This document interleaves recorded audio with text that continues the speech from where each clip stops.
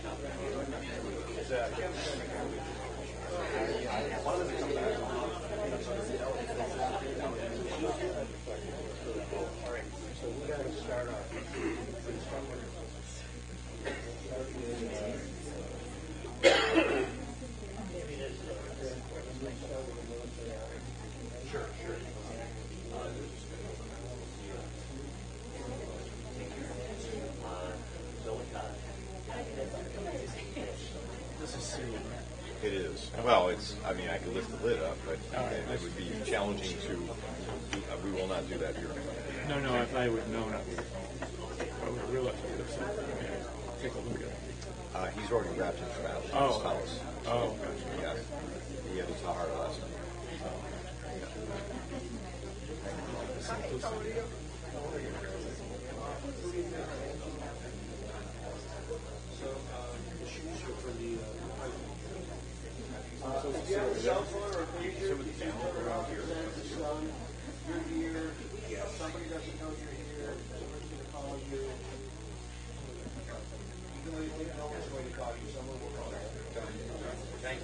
Thank you. Ready? Hello, ladies and gentlemen. I'm Michael Holub, a funeral director here at Berkowitz-Kumin-Bookatz. Thank you all for being here in support of the family. We're going to begin by paying tribute to Lester and his service to our country by the playing of taps. I'm going to ask all of you to rise if you're able. For those of you who have served in our military and were honorably discharged, you may perform the hand salute.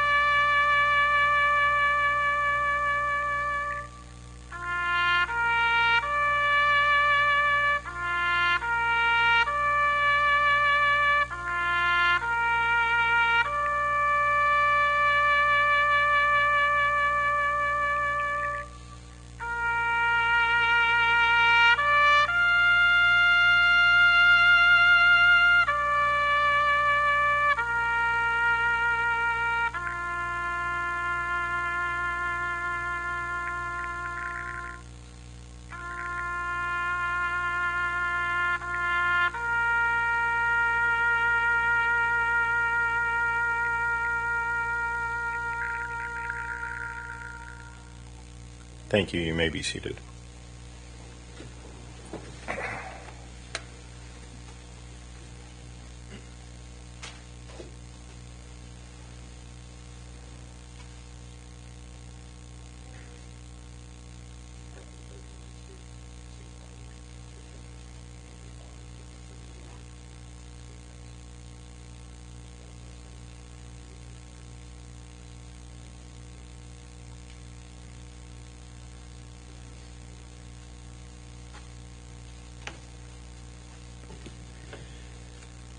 Baruch Dayan HaEmet, we praise the Judge of Truth.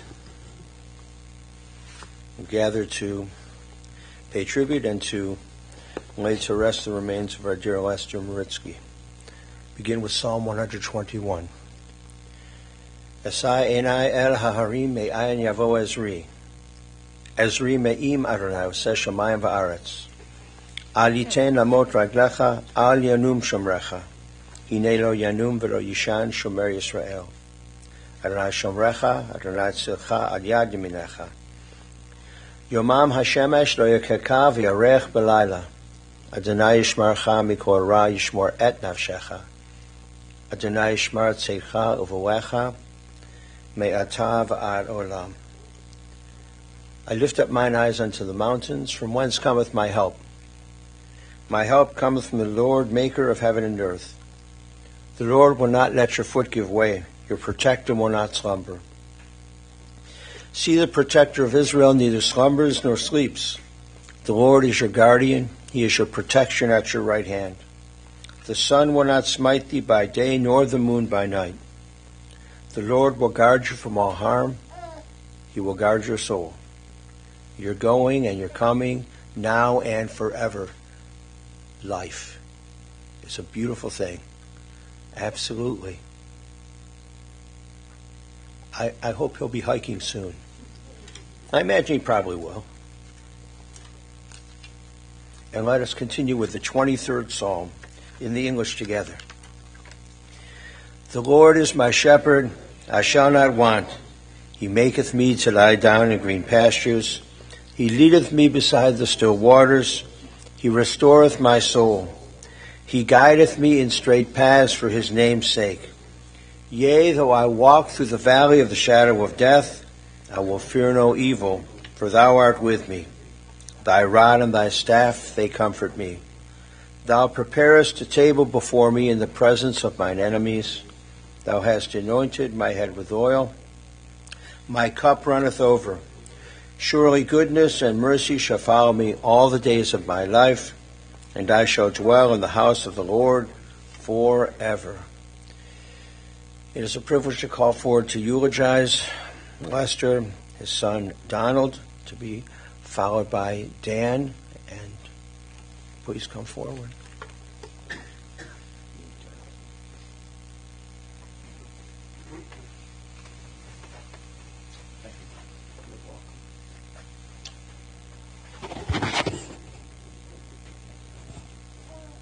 So thank you for everybody for coming, and nice to see you all.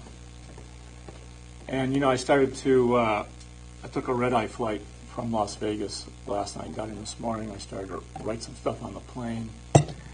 And my girlfriend in Vegas said to me, just go on ChatGPT and say that you want to do a eulogy for your father, and it'll plan it all out. So I didn't have that loaded on my phone, but I looked up Google Gemini, and it did the exact same thing. And I tried to copy it and put it onto my phone notes. I couldn't do it because then it just allows you to fill the spaces. And I said, you know what? I'm not doing one of these canned eulogies. Absolutely. So, while we're here to mourn my dad, it's also time to reflect on how he had an impact on each of us.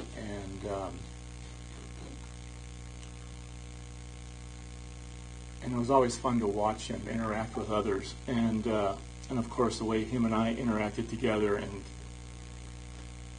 I don't know how many of you had to put up with the Reese Witherspoon joke for many years in different forms or what have you. But his charm, his smile, his sincerity, his humor, sometimes not so subtle. And sometimes very subtle, actually, because you could see he would get a straight face. And I could watch his lips quiver because he was waiting for the reaction on the stuff that was very subtle and maybe very, very serious. But, so that's something that we all experienced and will always remember. And just want to share with... Can you tell the Reese Witherspoon joke? Actually, one of my coworkers said it the other day at work, the other evening at work, and I said, "You got to be kidding me! My dad told that joke for years." And I don't remember how it goes exactly, but maybe because of the flight that I just took. But I just want to share some things from childhood that you may not know. So, they say the apple doesn't fall far from the tree. So, one of the things that I learned from my dad is, hard work and conscientiousness and having a great attitude. And so the hard work, I think, that experience came from growing up. We lived on the corner of Washington Boulevard and Wynn, right across from Taylor Road Elementary.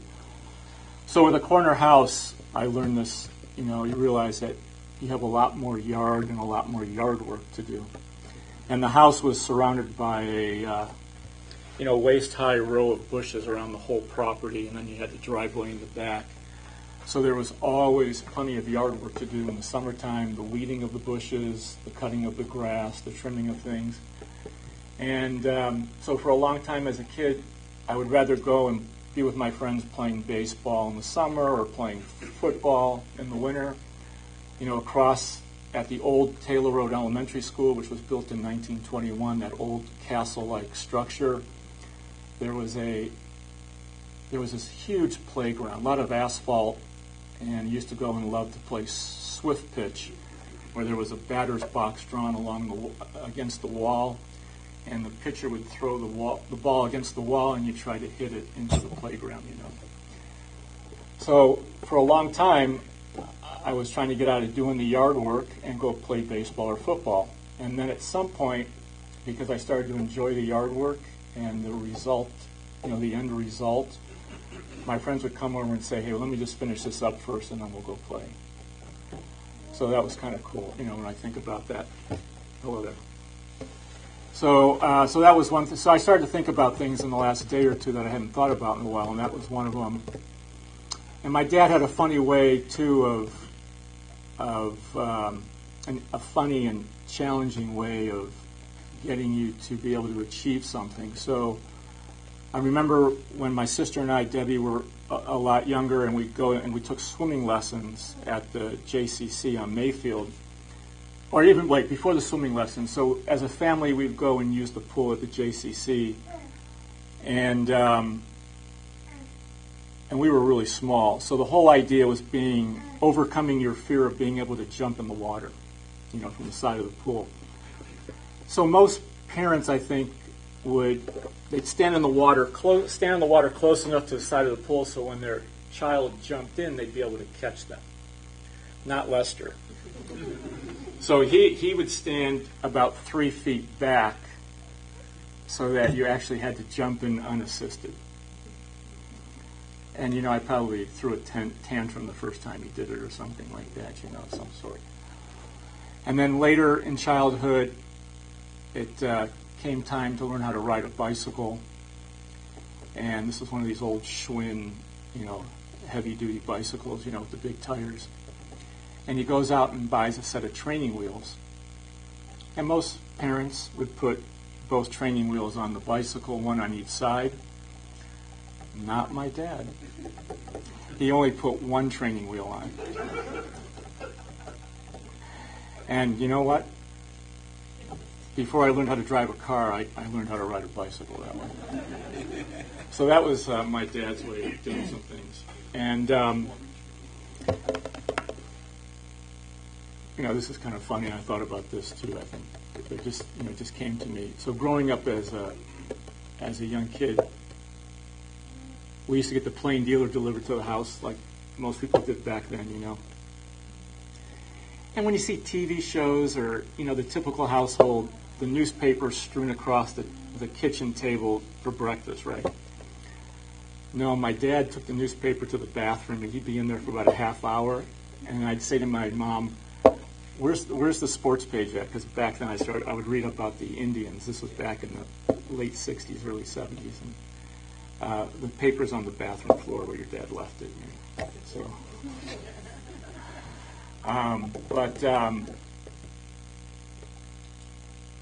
I watched him. So I think, for my dad, when he was a young man enlisted in the Army, I think in 1958, I was born at Fort Bliss in 61, down in El Paso, Texas. And then, him and the family came back to Cleveland, and I think the Army for him was a, life-changing event for him. I had the sense that maybe it took him from being a kid and helped him become a man. And that sort of, that militaristic, disciplined approach, guess who he was able to practice on. There's more than one way to use a belt other than to hold up your pants, if you know what I mean. But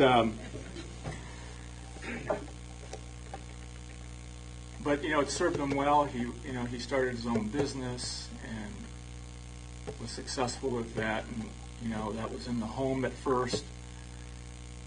He was in the telecommunications business. He was one of the first people to introduce commercial-grade telephone answering machines in the Cleveland area, Northeast Ohio.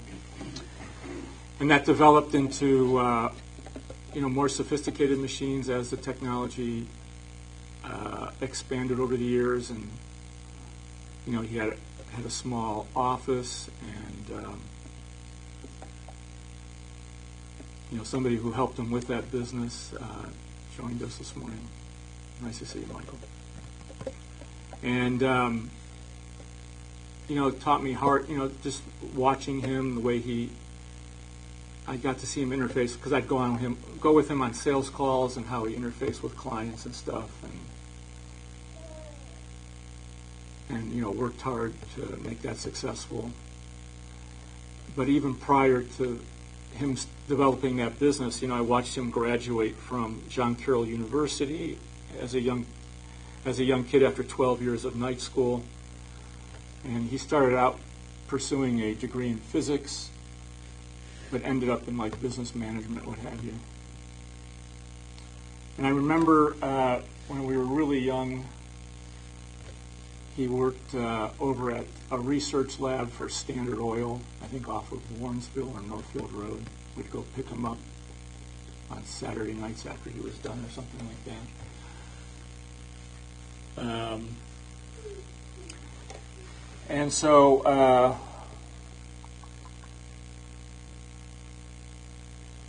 he really tried to, thinking about my dad, he never seemed like he was having a bad day or anything, always in a really good mood. And, tried to expose my sister and I to as many things as possible. I was in Boy Scouts, and he was active in the Boy Scouts with me. Also in Little League, he became a manager for a few years with Tris Speaker Little League here in town, the Heights area. So he was always, working with younger people and stuff. And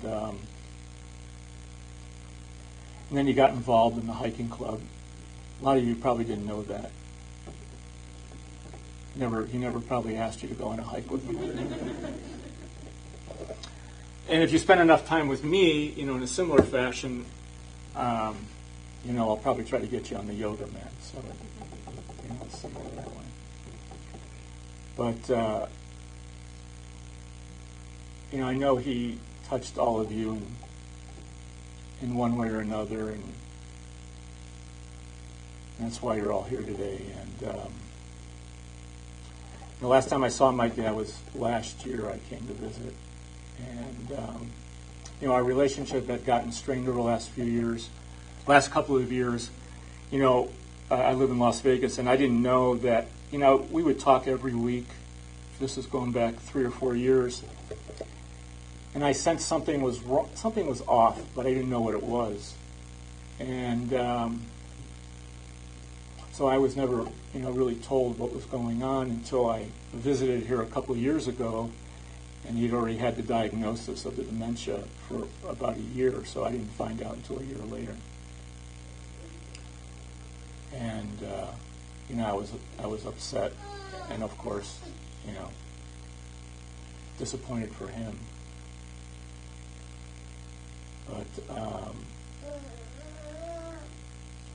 I left Cleveland in '92 because of my work. I got relocated to Asheville, North Carolina. I was there for 4 years, and then went out to San Diego, and then to Vegas. And so it was always great on business trips. I would make it so I could come to Cleveland on the weekends. And then there were times where he'd come out and visit me, and so, we'd go hiking. And, it was a chance for me, too, to try to influence healthy habits with him, with diet and stuff like that. And what was amazing and really, made me feel good was that, he'd be with me for 3 or 4 days, and I could see like a little bit of a revival, a regeneration with him, because, he was living a little healthier lifestyle for those days. So that made me feel good, and, he felt good as a result. And, when we would get together, when we'd be with each other and we hadn't been together, the nice thing about it, I don't know how many people can say this, but, we'd give each other a kiss on the cheek. And I always remember my dad had this, we all do on some level, my dad had this distinct scent about him. And it wasn't unpleasant, but it was Lester. And I enjoyed that smell when I was with him, And so we would do our thing. And, I remember when I was younger, I think, so as a child, I really looked up to my dad and thought that, there was this infallibleness about him, and I think, you might do that with a parent. And then, you realize that he's human, and, he makes mistakes just like anybody else. And so you start to see that vulnerability about somebody. And then I remember when he came out to Vegas one year, and we went up to Mount Zion up in Utah to go hiking. And we were up on the, if you've ever been up there and done the trail, Angel's Landing, which is really a magnificent trail. And when you go further, when you go towards the end of that trail, it gets very challenging. And I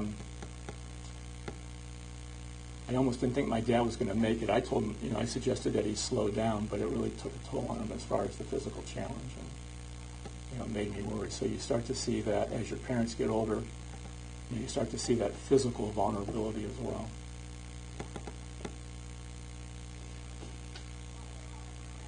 And you think,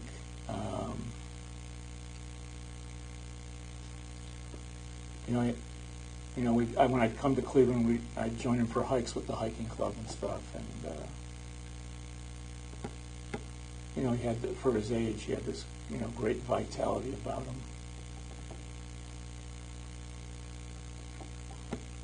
And that was fun. That was really enjoyable to share that with him.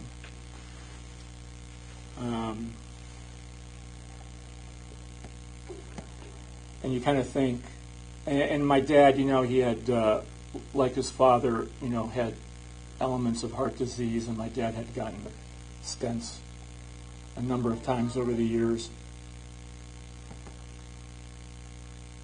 And,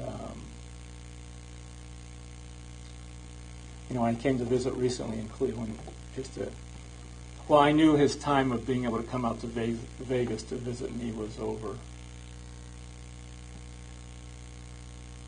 But when I came to Cleveland in recent time and just seeing his lack of mobility and stuff,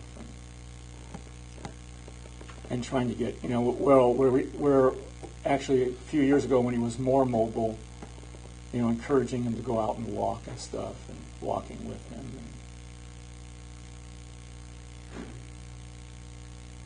And, of course, it was sad to see.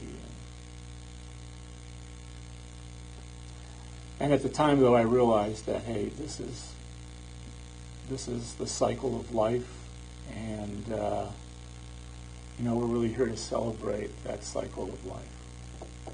Thank you.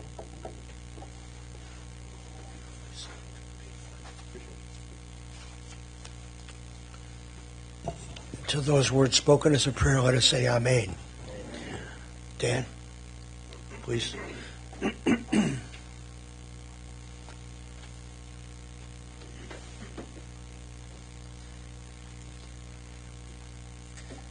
For a minute there, I thought I was going to get off lucky and not have to tell the Reese Witherspoon joke. But since Rabbi asked, I don't know this joke.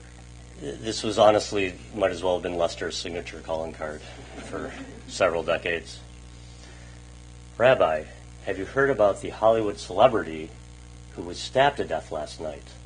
No. I don't remember the name. Reese? With a spoon? No, with a knife. Oh, okay. But I'm bummed. Thank you very much. So, a lot of beautiful memories, Donald. Thank you. Karen and I came on the scene much later. We were already university age when my mom started dating a very active man who was hiking, camping, canoeing, good with tech, things that were very, very different from those of you who remember my mother. And he was always very friendly and active. It was amazing that he got our mother, Sharon, to go on hikes, although her hikes were mainly I'll drive with you and then sit there while you go hiking. There is a picture of my mother in a canoe at one point. I don't know if that was staged or not, but these were things that she never, ever would have done otherwise. But she always wanted to be with Les and always wanted to be around him, and he made her better for that. One of the things that struck me about Les is that he was almost like really good at wandering. He was really good at wandering, and he was very comfortable getting lost.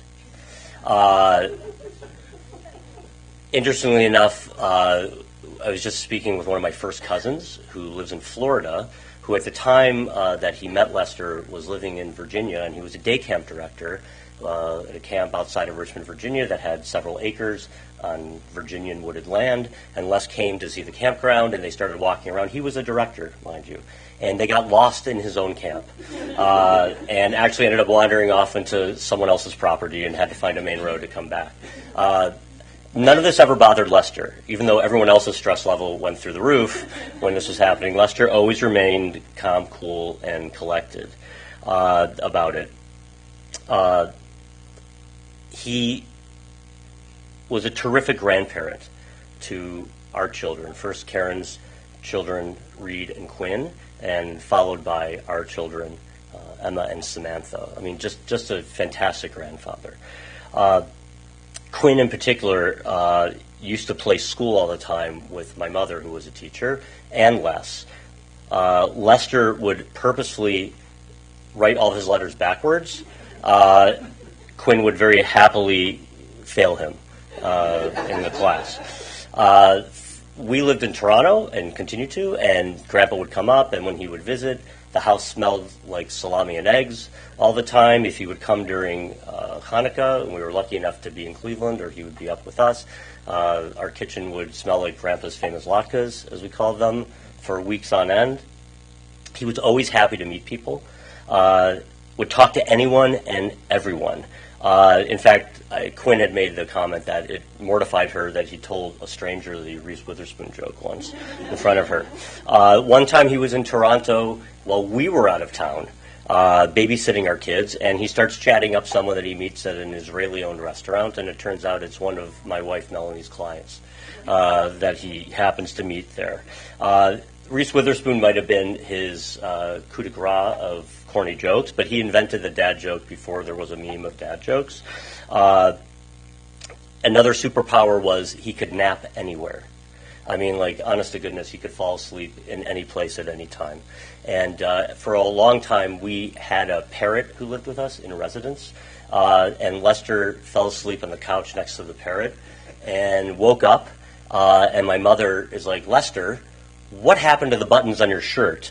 As there's this fine dust falling off of him. The parrot had actually crawled off the cage, walked over to him, sat on his belly, and one by one chewed off every single button to grind it into silicone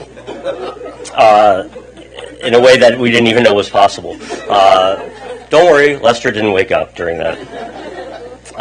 The bottom line, though, is that Lester and my mother, Sharon, were really, truly in love. They were together for over 30 years. They traveled together. They came to Toronto so many times. I cannot even name or count the number of friends of ours in Toronto who have reached out to me, not only because of being friends, but the fact that Lester made such an impression on them, and he was like such a character, and was like literally part of the extended family of people that we knew in Toronto. On one trip coming up there when they flew, this is an only in Lester story, going through security, somehow his suspenders broke and his pants fell down, which was memorialized in a song that my mother made for our young children at the time about Grandpa losing his pants. We knew Lester at a time like when he was active in the hiking club, but for lack of better terms, he transitioned from belts to suspenders as he got older. And as he and my mom got older, the trips to Toronto became less frequent. The last trip was actually for Samantha's sister Emma's bat mitzvah about 2.5 years ago. As his dementia progressed, which was very challenging to watch and to deal with, and he entered the Walensky unit at Daughters of Miriam, as it's called now, which I just, on behalf of the family, just want to tell you how wonderful the care was there and how wonderful the people were. He remained close with my mother, Sharon, who would visit all the time until she got ill and could not visit any longer. And after she passed, Lester still would always ask us, to the very last time that we visited, "Have you visited Sharon yet? Have you seen Sharon?" He remained with a twinkle in his eye until the very end, was sweet to all of us and all the staff, continued flirting with all the nurses, who really were his adoptive family, and they were there when he passed last Thursday suddenly after a very short bout with pneumonia. Bottom line is that our world was much brighter for having Lester in it, and I think I speak for everyone when I say that. And may his memory forever be for a blessing.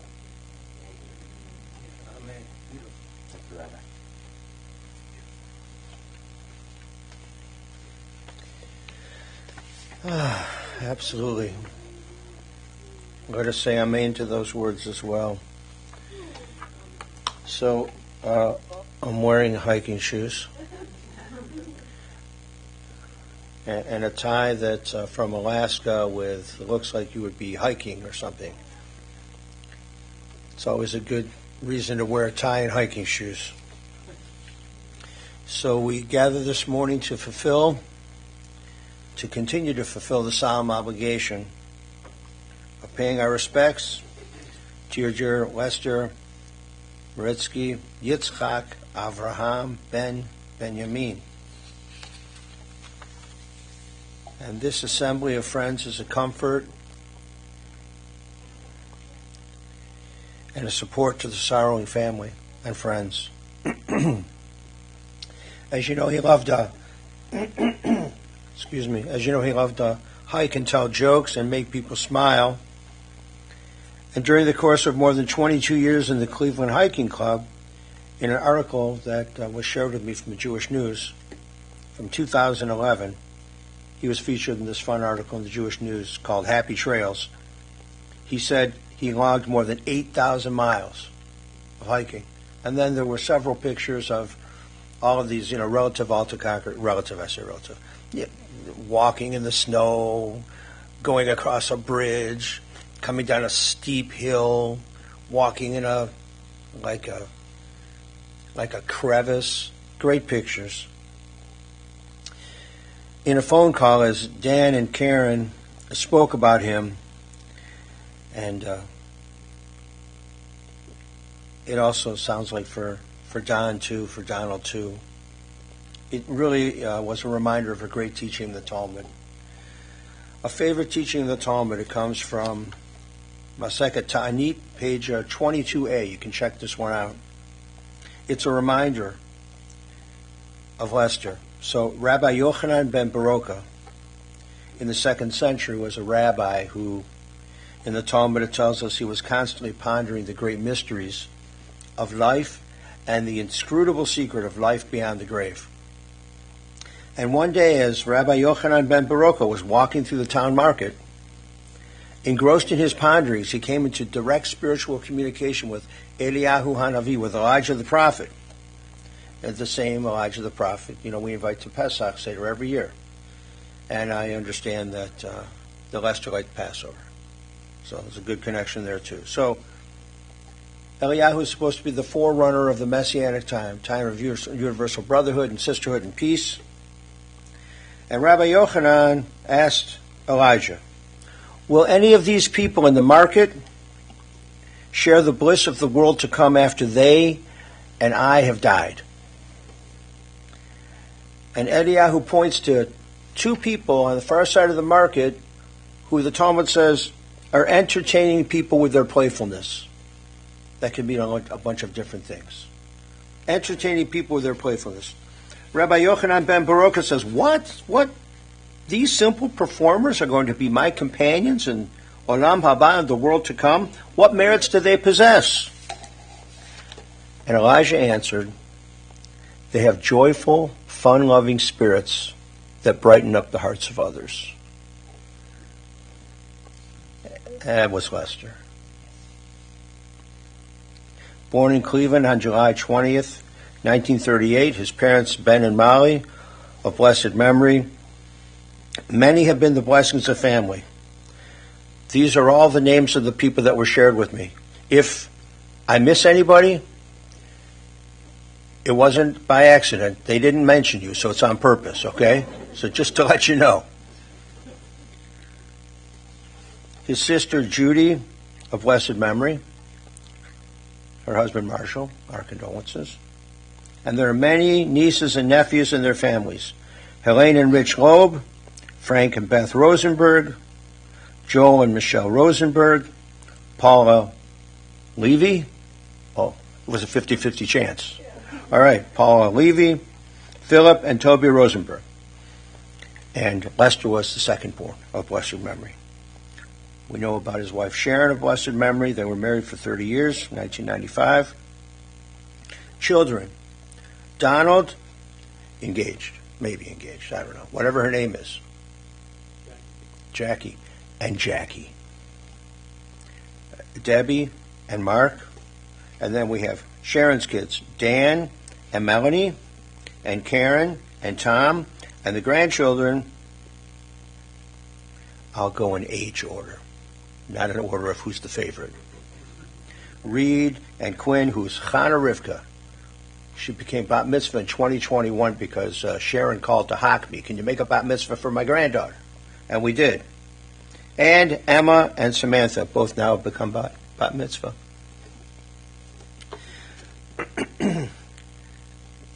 Les was a real character, as Dan mentioned, and no joke was not worth telling 100 times. And now I'll have to do the Reese Witherspoon joke and give it my own flair if I can remember it. You shared the story about getting lost at the campsite and that he really never cared about getting lost, which is pretty incredible. If you needed a no-stress or a low-stress moment, you would get in touch with Les. And then if you were really stressed and you got upset about being stressed and he wasn't stressed, well, that was on you. However, he was low stress. He grew up here in Cleveland Heights, went to Heights High School, and as we heard, he continued his education at John Carroll University. The night school connection took him like 12 years. That shows a real determination in a person, a real determination. He enlisted in the Army, he trained as a paratrooper, and it was an experience he looked back on fondly. In the 70s, telecommunications were different than they are now. He started his own company, and it became a trusted source for people, for telephone and answering machine and beyond. He loved working with young people, and he had a corny joke at the ready, or a dad joke at the ready. Coached Little League Baseball, Tris Speaker. A lot of us played Tris Speaker baseball. He was active in the Boy Scouts of America. He loved the outdoors. And as Donald said, he asked me if I went hiking with him. I said, no, but he always would ask you if you wanted to go hiking. It's a beautiful thing to extend an invitation to someone. He was really sweet, Karen said. He was really into nature. He loved to walk the metro parks. He always invited you to go hiking. He lived in the moment. He was a live-in-the-moment kind of guy, never stressed, Karen said. And that sometimes made other people stressed because he wasn't stressed. And Karen also said this is a big loss for us because for a lot of the family, this really is our last connection to Cleveland, our last significant connection to Cleveland. Apparently there's a book about Grandpa's famous latkes. You said someone in the family wrote it. Is that copy available by... Well, it doesn't have to be published. Maybe we can just copy it on the copy machine. I was going to say mimeograph machine, but no, that's just kidding about that. He loved Jewish values. He reached out to people. He reached out to the stranger. There weren't a lot of people that were strangers to him, because if he saw you, he would interact with you. He was very big into making community. He was very folksy, and he loved Pesach. And last Thursday, February 12th, Lester passed away peacefully at the Daughters of Miriam. He was 87 years old. He spent his final years living in the Meritsky Memory Unit. And as you said, the family wants to indicate their gratitude to those who worked there and those who took care of him. He has breathed his last, and now his soul is at peace. It is like Shabbat. Shabbat is a time of rest and wholeness and peace, and now Lester's soul returns to God, and he is at peace. His body is at rest. There is a wholeness. We learn this in the book of Ecclesiastes, chapter 12, verse 7. The dust returns to the earth as it was. The spirit returns to God who gave it. And one day all of us will be together with our loved ones in Olam Haba. Olam Haba, the world to come, is a spiritual existence. This is a place, the cemetery we are going to is a place. Olam Haba, the world to come, is not a place. It is a time. And you will be together with your loved ones. When you pass, your souls will be together again. And maybe he gets to tell Reese Witherspoon again.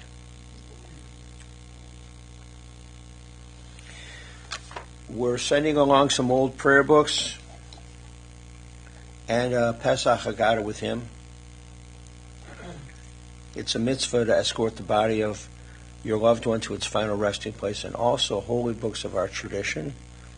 And we're sending along the Passover Haggadah, the Pesach Haggadah in particular, because Pesach is a time when we recall and we give thanks for our ancient liberation from Egyptian slavery, from Egyptian bondage. And we are free today because millennia ago, God freed our ancestors from their slavery. And now, Les has been liberated and freed and delivered from any sort of deterioration or illness or pain. Your memories are filled to overflowing with thoughts of your dear Les, and we are saddened. And even in our profound grief, we're thankful. We're grateful for the gift of this long life, 87 years. I mean, 87 is good until you're 86. However, we all know that as we get older, we want our loved ones to be healthy and vigorous and vibrant. And when it reaches the point where your dad or your grandpa or your spouse is withering on the vine, as sad as it is, you know, we all have personal experience with this. We want our loved ones to breathe their last peacefully, even though we're sad that they go. But we remember them, and we're very thankful for this gift of long life. And we give thanks to God. And as you think of Lester, be kinder and more thoughtful of others. Talk to strangers. Help others. Take hikes. Be folksy. Make those famous latkes. And the salami and eggs. That smell. Was it pan? Did he flip the eggs around, or was it pan? Was it pan fried? Flat. Oh, every. Well, there's a machoket. It's almost Talmudic. You know, do you get your salami and eggs like made like scrambled eggs, or do you get them pan fried, where it's like flat and you flip it over, it's like in a pancake? Oh, that was his. Okay, well, it would have been a Hillel and Shammai thing. That's how Shammai would have done it. But Hillel, okay, so that was his. Okay, you gotta make those, and let us do these things in his loving memory, and do other things in his loving memory, and pay tribute to him.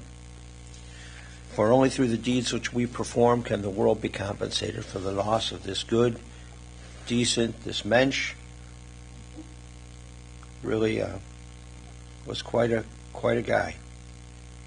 Really was. And so we conclude with words from the first chapter of the book of Job. Adonai Natan, v'Adonai Lakach, Yehi Shem Adonai Mevorach. The Lord hath given, the Lord hath taken away. Blessed be the name of the Lord. And let us say, Amen. Ose Shalom bimromav, Hu Ya'aseh Shalom Aleinu, Ve'al Kol Yisrael, Ve'imru, Yimru, Amen. Ya'aseh Shalom, Ya'aseh Shalom, Shalom Aleinu, Ve'al Kol Yisrael, Ya'aseh Shalom, Ya'aseh Shalom, Shalom Aleinu, Ve'al Kol Yisrael. May God, who causes peace in the high heavens, cause peace to rain down upon us, upon all Israel, and upon the soul of our dearly departed, Lester Meritsky, and let us say Amen. Before we rise for El Malei Rachamim, the first time we recite Kaddish for Les will be at the grave. We're going to Ridge Road number 2, and then the family is gathering back at the Victorian. They have a social room there. We'll gather back at the Victorian for the mourner's meal, and we'll say Kaddish there as well. If you're not going to the cemetery, I don't know how long it'll be before we get back, because it's a schlep over to Ridge Road. I mean that in the best possible term, but I mean it's probably a half hour to get there, and then the burial. So probably by the time we leave, it's probably about an hour and a half, hour and 45 minutes before we get to the Victorian, if you're not coming with us to the grave. We will recite Kaddish for him this afternoon at Hebrew school, because the kids need reps on the Kaddish. And Friday night for the next month, Wednesday afternoon for the next month, Sunday morning, religious school for the next month. Lester will get a lot of Kaddishes. We're going to pray for his soul. And, of course, he will be on Kaddish lists at other places, at other congregations also. Just want to let you know the kids are going to be stumbling through the Kaddish this afternoon for Lester. They only stumble for a little while, then they get good at it. It'll be a privilege. Before we do El Malei Rachamim, the family would like donations in his memory to be made to the Cleveland Hiking Club or a Jewish charity of your choice, if you would care to do that in his loving memory. Please let us rise for El Malei Rachamim.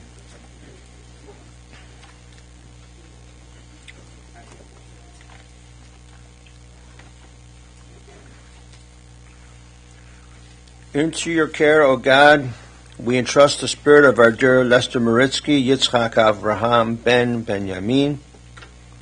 For you keep faith with your children in death as in life. Sustain us that we may meet with serenity the mysteries that lie ahead, knowing that when we walk through the valley of the shadow of death, you, O God, are with us, a loving friend in whom we put our trust. You are the light of our life, our hope in eternity. El Malei Rachamim,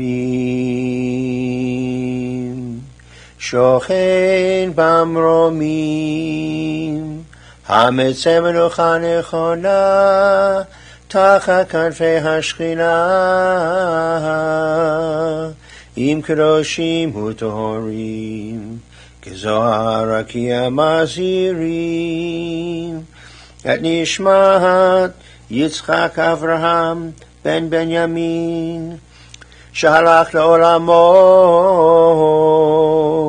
Ba'al Harachamim, Yastirehu B'Seit Tegerafav Le'olamim, Vayitzro B'Sro HaChaim, Et Nishmato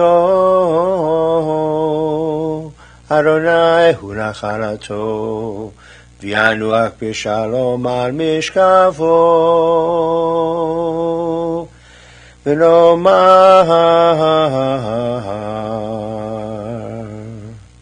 Amen.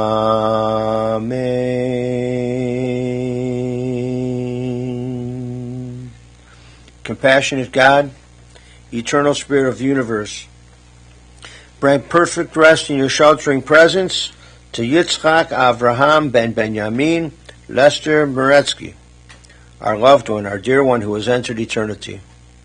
O God of mercy, let him find refuge in the shadow of your wings, and let his soul be bound up in the bond of everlasting life. God is his inheritance. May he rest in peace, and let us say, Amen. And now the funeral director will come forward and give us instructions as we will go to the cemetery. Ladies and gentlemen, those serving as pallbearers, please step forward.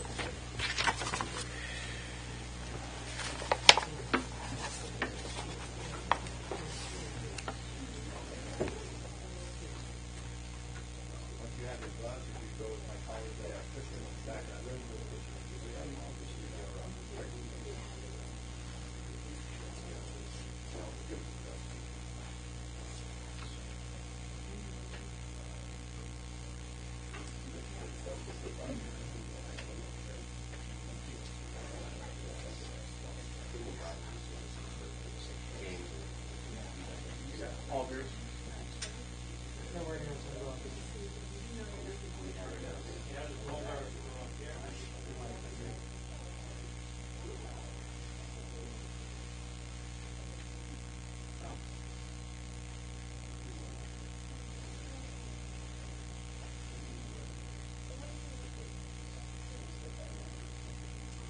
parents, if you can go back and bring the commissioner, he'll put you in position.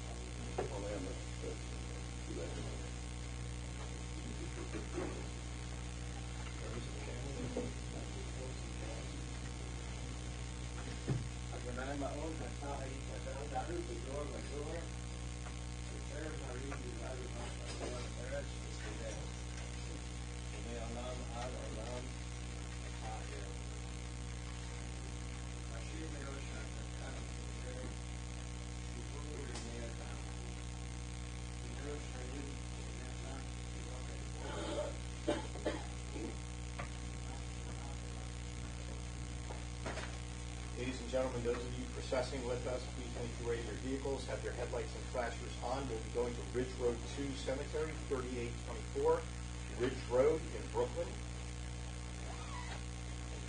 Services are now concluded. Thank you for being here in support of the family.